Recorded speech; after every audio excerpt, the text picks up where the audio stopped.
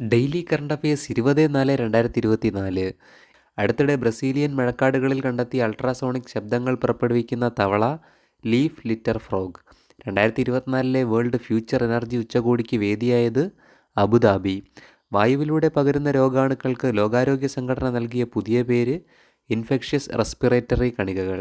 ഈ വർഷത്തെ മികച്ച ചിത്രത്തിനുള്ള വേൾഡ് പ്രസ് ഫോട്ടോ അവാർഡ് ലഭിച്ചത് മുഹമ്മദ് സലേം.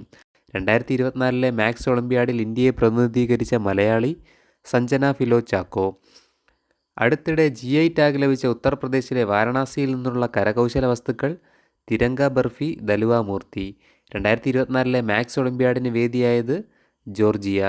ഇന്ത്യൻ നാവികസേനയ്ക്കുള്ള സോണാർ സംവിധാനങ്ങൾക്കായുള്ള DRDOയുടെ submersible platform for acoustic characterisation and evaluation നിലവിൽ വന്ന സംസ്ഥാനം കേരളം. ഇന്ത്യയിലെ ആദ്യത്തെ ഹൈബ്രിഡ് ക്രിക്കറ്റ് പിച്ച് നിലവിൽ വരുന്നത് ധർമ്മശാല, ഹിമാചൽ പ്രദേശ്.